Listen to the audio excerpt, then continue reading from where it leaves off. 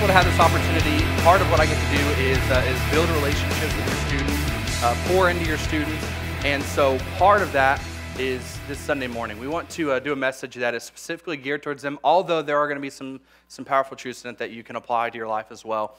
But I remember sitting back when I was a senior, just a few months before my graduation, and I remember reading this story, and so I want to share it with you this morning. There was a story, and the way it goes, there was a recently licensed pilot, and he was flying a private plane on a cloudy day. He was not very experienced in instrumental landing yet, and if you don't know what instrumental landing is, basically the instrument landing system, what it does is it allows aircrafts to land even if their pilots are unable to establish visual contact with the runway. In other words, it helps them land in the midst of chaos, in the midst of unwilling circumstances, when things are going away.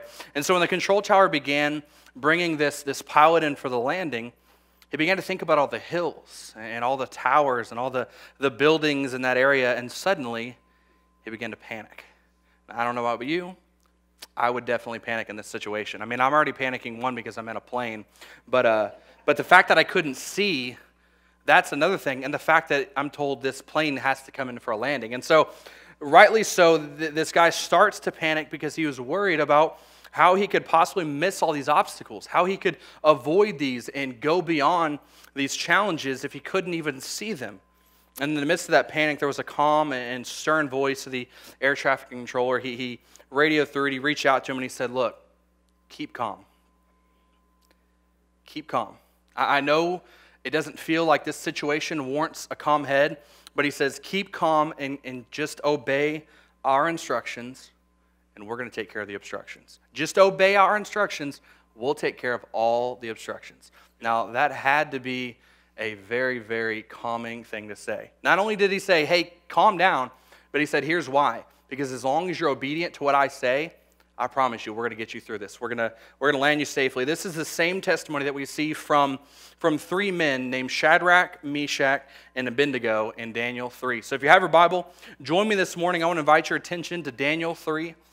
This is a powerful story that I love. In fact, my senior year, right before I graduated, very first message I ever preached to my congregation, my hometown and my home church of Aurora, was through these three friends. So there was a lot of things that spoke to me when I did that, and I didn't realize how almost prophetic it was going to be looking back. So I wanted to share that same thing with you. I wanted to share some sentiments that you can learn, that you can grow.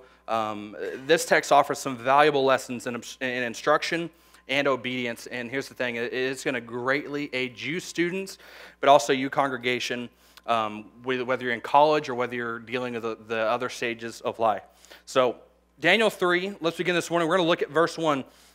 The Bible says, "King Nebuchadnezzar, he made an image of gold whose height was 60 cubits, and its breadth was 6 cubits. In other words, it was 90 feet by about 9 feet. So some people think this was a statue in his likeness, and it could have been, although something with those parameters probably was not. But he makes this image of gold, and it says he set it up on the plain of Dura in the province of Babylon. And then King Nebuchadnezzar, he sent together the satraps, the prefects, the governors, the counselors, the treasurers, the justice, the magistrates, and all the officials of the provinces to come to the dedication of the image that King Nebuchadnezzar had set up. Now, basically what's happening here is he's just gathering everybody. All the people who have any kind of government affiliation, those people who are in military, he's gathering everybody, his right-hand men.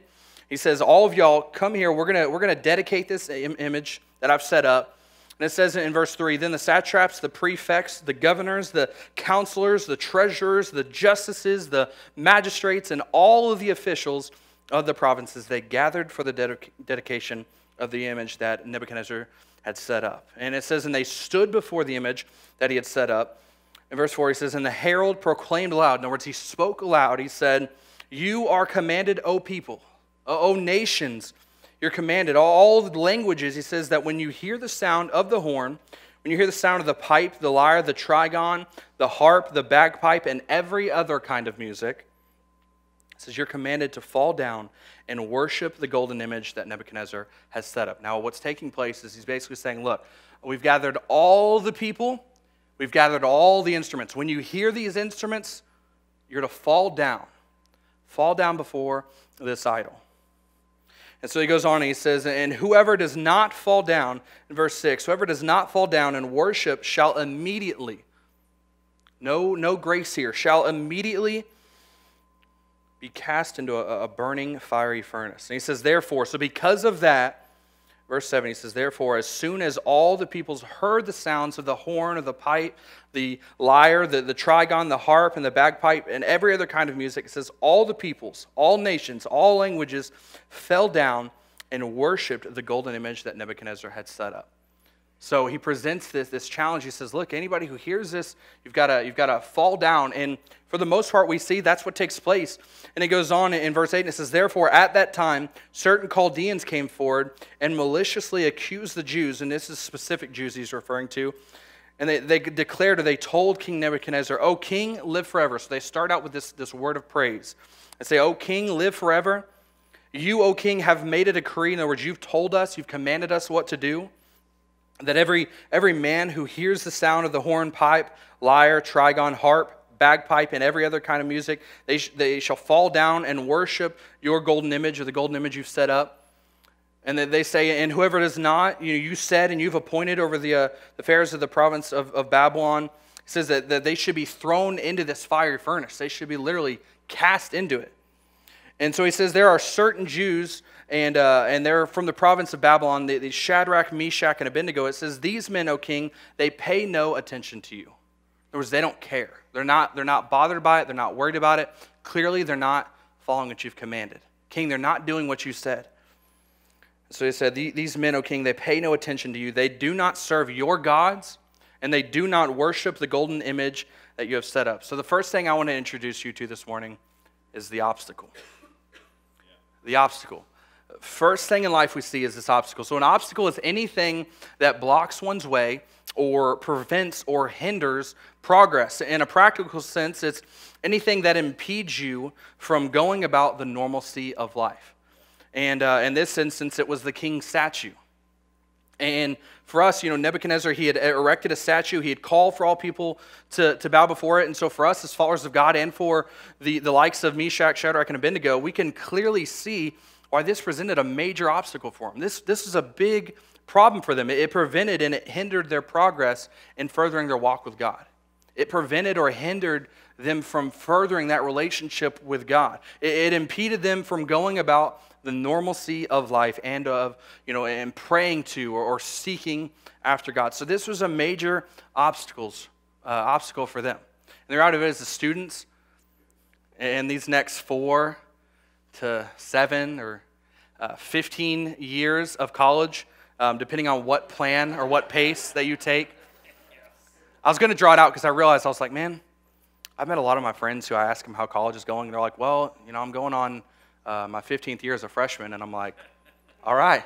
So whether you pick the pace of 4 years, or the plan of 4 years, whether you do like me, draw it out to 5, or whether you do like other people and draw it out 15 to 20, whatever the case, here's the thing, your life is going to be filled with obstacles, both big and small.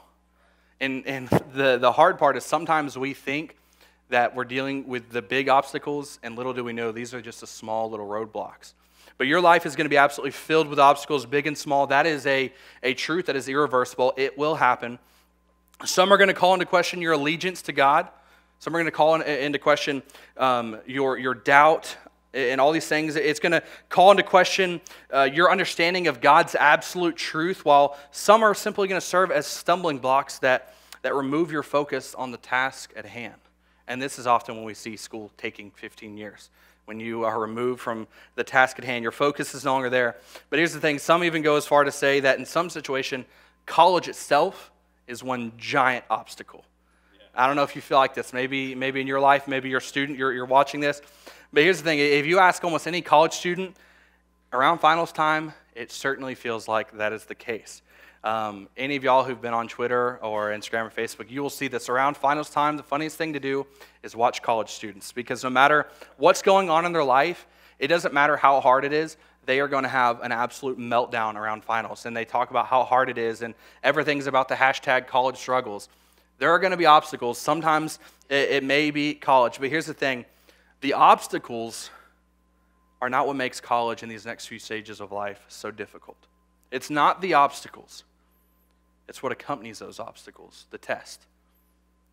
It's what accompanies it. It's what goes with those obstacles, the test. Inherent and apparent in every single obstacle is a test, and it's a test of our obedience. Look at me at verse 13. It says, "Then Nebuchadnezzar, in furious rage, he commanded that Shadrach, Meshach, and Abednego be brought. So they brought these men before the king. Nebuchadnezzar answered and said to them, 'Is it true, O Shadrach, Meshach, and Abednego, that you do not serve my gods or worship the golden image that I've set up? Now, if you're ready, when you hear the sound of the horn, the pipe, the lyre, the trigon, the harp, the bagpipe, and every other kind of music, when you hear all those things,' he says, 'fall down and worship the image that I've made, well and good.'" In other words, hey, I know y'all didn't do it the first time, but I'm going to give you another opportunity. I'm going to play all this music. When you hear that, if you fall down now, we're good. We can just continue moving like nothing happened. He said, "Well and good, but," here's the thing. He says, "if you do not worship, you shall immediately," again, we don't see any kind of window of grace. He says, "you shall immediately be cast into a burning, fiery furnace." And check this out. He says, "Who is the God? Who is the God? Who's in control? Who will deliver you out of my hands?" See, the test is when the obstacle now has real and imminent consequences. It's when there's something palpable, something you can grab onto, something tangible. That's when the test becomes something more than just an obstacle. It's when it has real consequences, real issues that follow it. For Shadrach, Meshach, and Abednego, it was either to bow down or to face the furnace. See, it's very simple to act in obedience when nothing is at stake.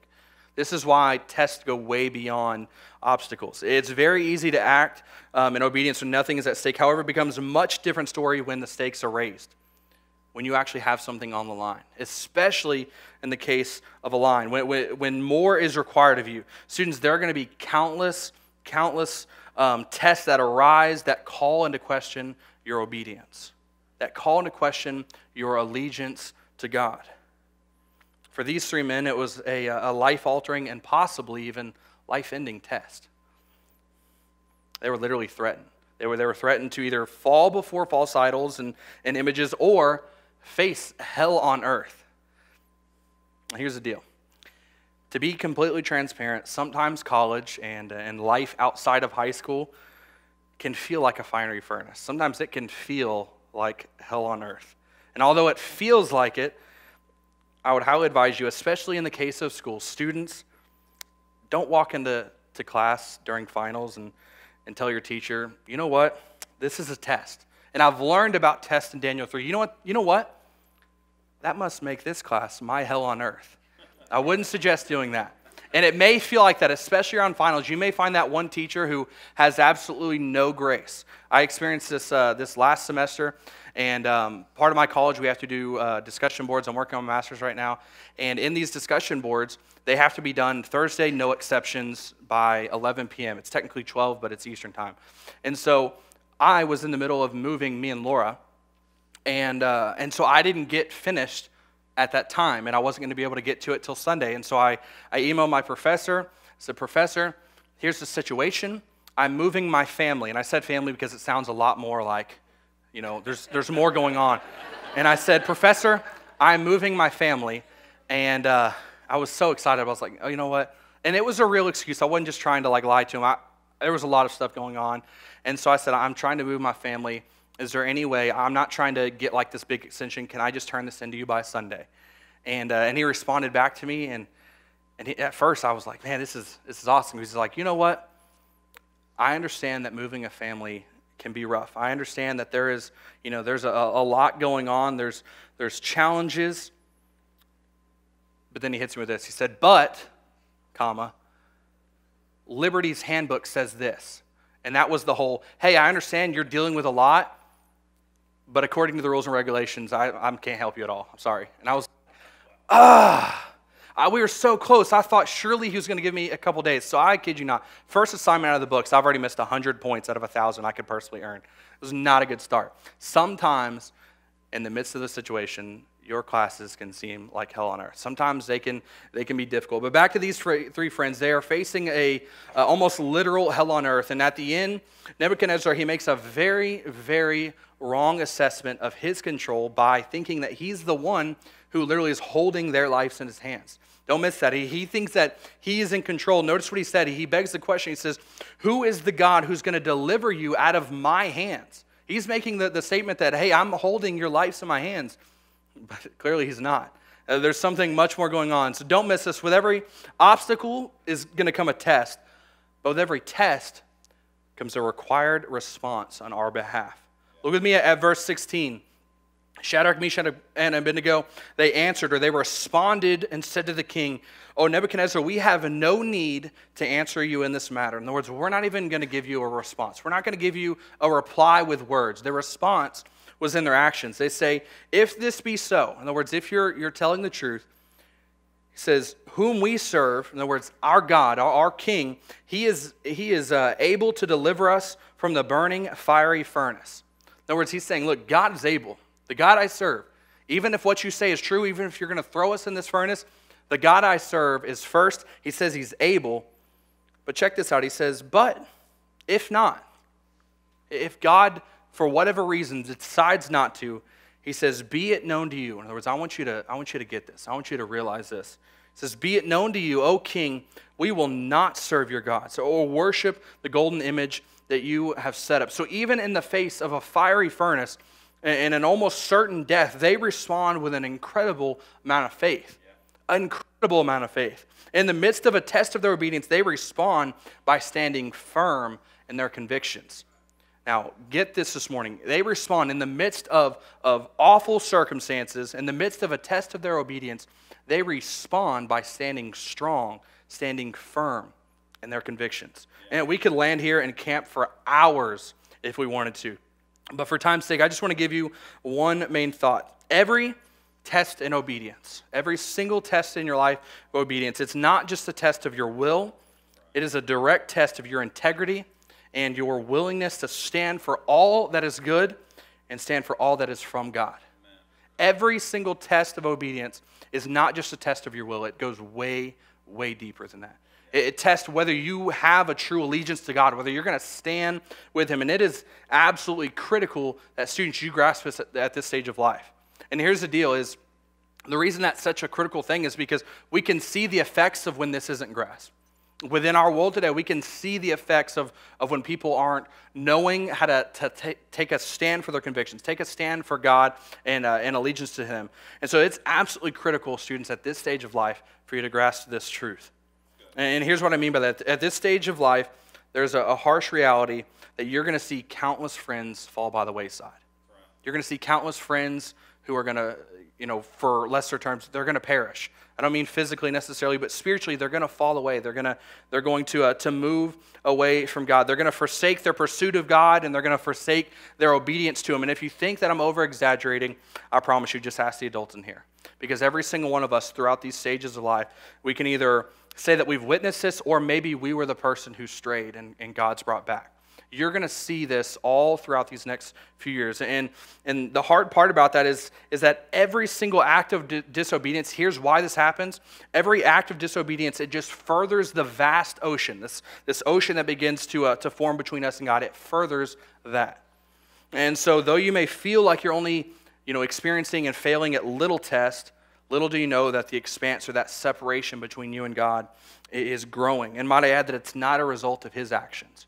So that's why this happens, is because every little act of disobedience, it separates us from God. It creates this ocean, this expanse, this space in between us and God. And so by each little test that we fail in obedience, we are furthering that. And this is why so many students at this crucial time, this is why so many of them fall away. Because they think it's just little decisions they're making wrong. And by the end of 4 years, they don't even know where they started. They don't know what is up. They don't know where God is in their life. This is crucial to grasp this. So Shadrach, Meshach, and Abednego, they are presented with the same opportunity to respond in obedience, and they do so accordingly. They give us the right way. And that brings us to the final point of emphasis this morning. With every response comes an initial result and a subsequent reward. The two can be synonymous, results and rewards, and they can occur simultaneously, or they can even be separated by long lengths of time. Look with me at verse 19. Following their faith-filled response, their righteous response, the Bible says that Nebuchadnezzar was filled with fury in verse 19. And it says, and the expression of his face was changed against Shadrach, Meshach, and Abednego. That's when you know someone's mad, when their facial expressions just start to shift. Like you just see anger set in. His facial expression was shifted, and it says, and he ordered the furnace. This is how mad he was. He ordered the furnace heated 7 times more than it was usually heated. And he ordered some of the mighty men of his army to bind Shadrach, Meshach, and Abednego, and to cast them into the burning, fiery furnace.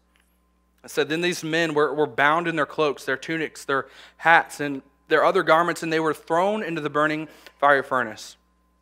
Check this out, verse 22. Because the king's order was urgent and the furnace was overheated in the midst of the haste of this hot flame, it says that the flame of the fire killed those men who took up Shadrach, Meshach, and Abednego. And these 3 men, Shadrach, Meshach, and Abednego, fell bound in to the fiery furnace, burning in the fiery furnace. So what's taking place is this king Nebuchadnezzar. He says, look, we're gonna take this up a notch. We're gonna heat this 7 times hotter than normal because I am that mad.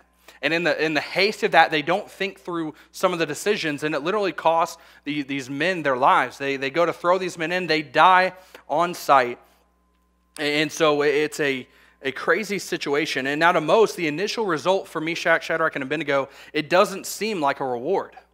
I mean, put yourself in their position. If you're thinking through their eyes, it must have felt like an absolute eternity for all of this stuff to take place as they readied themselves, as they bound themselves, and as they fell into the fire. I bet that seemed like an eternity. Yeah. And I can just picture them in their heads thinking, well, surely God's not going to allow us to go through this. Surely he's going to step in. Surely he's going to save the day. And he does, but he does so not like they expected. Yeah. How many times when we're dealing with circumstances or trials or troubles, we sit back and we say, well, surely God's not going to let this happen to me. I'm obedient to God. I've followed everything he says. Surely he's going to save the day.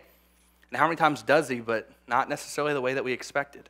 That's exactly what's taking place here. These men are thrown in the fire, and in verse 24, the Bible says this. It says, King Nebuchadnezzar was astonished, and he rose up in haste, and he declared to his counselors, did we not cast 3 men bound into the fire? And they answered and said to the king, true, O king. And he answered and said, but I see 4 men unbound, walking in the midst of the fire, and they're not hurt. And the appearance of the 4th is like a son of the gods. Yeah. What an intriguing portion of Scripture. Yeah. He says, look, did we throw 3 men into this fire, and yet why is there a 4th one? And not only that, but this 4th one, he looks like a son of the gods. In other words, he's like, who is this? What is going on? Now, over the years, there has been countless speculation as to who this 4th person is. Some would say it's angels. It's an angel walking among them. But very quickly this morning, I would simply like to argue and make the case for it being Jesus. Yeah. And you may be like, Jesus, what? This is the Old Testament. Yeah. I know. That's the incredible part. Check this out.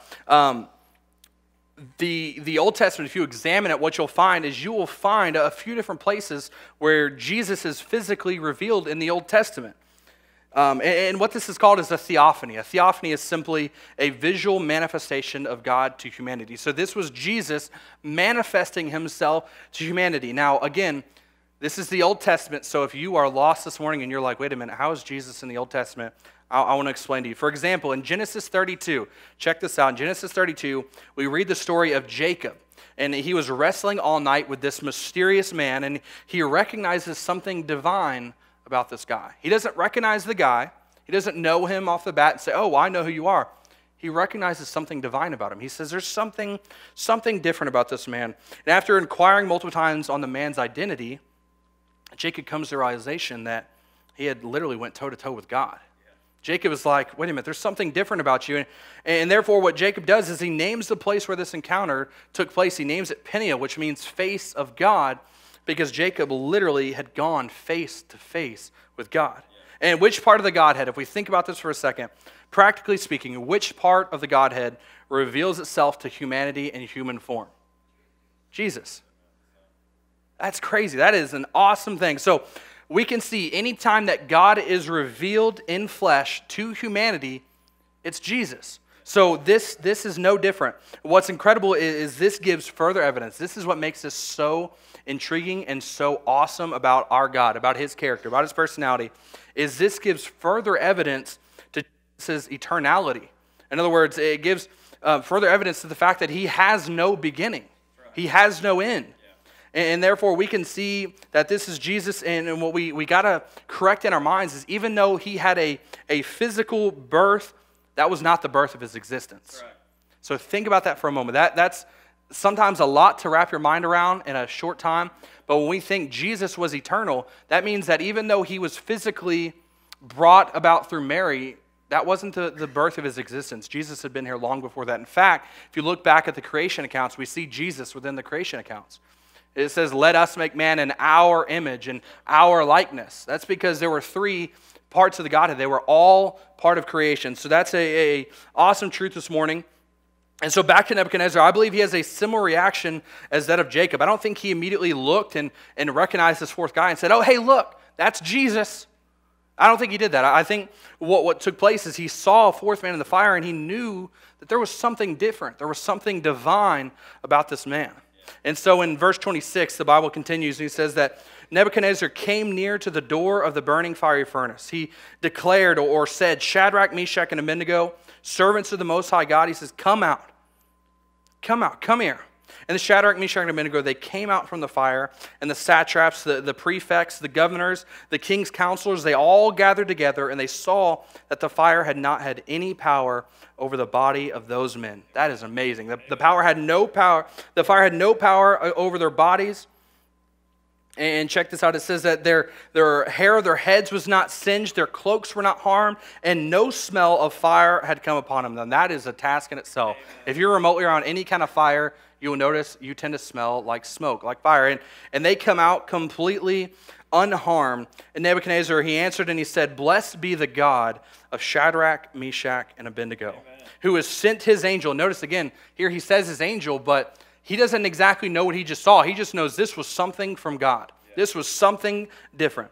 And so he says that, blessed be the God of Shadrach, Meshach, and Abednego. He sent his angel, or we know as Jesus, and he delivered his servants who trusted in him. He set aside the king's command, and he yielded up their bodies rather than serve and worship any God except their own God. I hope you can see the power in that passage. Amen. This is a man who doesn't know God, who isn't necessarily a believer. He was not chosen by God. He did not recognize God. And because of their obedience, he looks on and he says, look, I can see that in their trust, God delivered them. Yeah. God saved them from something. Yeah. So do not miss this morning. It goes on and it talks about how he says, I'm going to make a decree that any people, any nation or language that speaks anything against God, the God of Shadrach, Meshach, and Abednego, shall be torn limb for limb. That's a pretty harsh punishment, but considering he just tried to kill a bunch of guys in a fiery furnace, relatively similar. It says, their house is laid in ruins, for there is no other God who is able to rescue in this way. In other words, he recognizes, look, any God I've ever sought after, any God that I've ever seen people seek after, I can't do what this God just did. I witnessed it with my own two eyes. I've never seen any God rescue people from a burning fire. So he's recognizing there is something much different, much set apart about this God. And it says in response to that, the king promoted Shadrach, Meshach, and Abednego in the province of Babylon. So don't miss this morning. When we respond in righteousness, when we respond in righteous obedience, God is always, not sometimes, not part of the time, God is always faithful. He's always just to reward us. And really quick, don't be naive to think that our negative and our disobedient actions don't also come with a reward. They don't also result in an award or a reward. Our disobedience, just like our obedience, brings about a reward. However, it's in the form of consequences.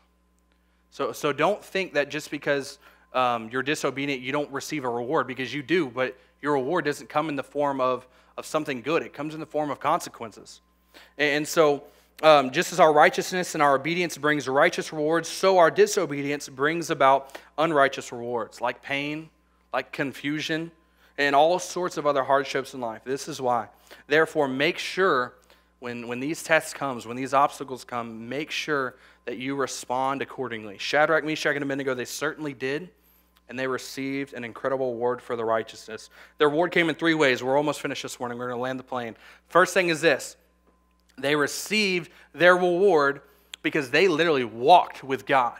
They walked toe-to-toe with God. And it's important to remember in life, in the midst of what we might feel like is a fiery furnace or hell on earth, it's important to remember that God is in the midst of the fire, walking alongside of us. He doesn't just set us out there and say, hey, have faith. He doesn't just say, hey, go ahead, believe in me. What he does is he says, have faith, but I'm going to show you why. He says, I'm going to give you a reason to have faith. Take hold of my hand. I'm going to walk right beside you. I'm going to endure these hardships side by side with you. What an amazing truth about God is he not only sends us out and allows us to experience things that are gonna help us grow, but he says, in every hardship you go through, I'm enduring it right beside you. I'm right with you. The second way that they were rewarded is they were delivered by God, and within that, they're given his protection and his providential care. And did you notice that the fire had absolutely no power over their bodies, and the hair of their heads were not singed? Did you notice that? There was nothing that they could do. Their cloaks were not harmed. No smell of fire had come upon them. That's because of God's protection. That's because of God's providential care. It's by God and God alone that we can go through those kind of storms. We can go through those kind of fires in life. We can go through life-altering tests and walk out on the other side like nothing happened. It's only because of God that we can face tragedy, we can face turmoil, and walk out stronger, walk out completely unchanged. And the last way that we're rewarded is, as we see from them, is they were guided by God's power. And ultimately, all those around them, they saw the power of God. And we must never forget that our obedience, it affects far more than ourselves. We talked about this just a few minutes ago. Is God's protection and as his providential care and as his power is revealed in our test, it's also revealed to all those around us. All those around us are also seeing the same thing. So students, as one chapter of your life ends, as a new chapter begins, be aware this morning.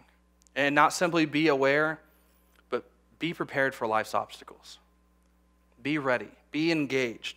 Be ready for the test of obedience that are undoubtedly going to come.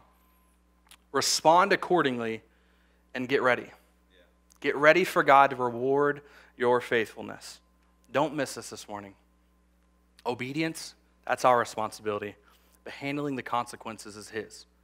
Obedience is our responsibility. All God says is be obedient to me. Follow what I've instructed you to do. You follow my instructions, and guess what? I'm going to take care of the obstructions.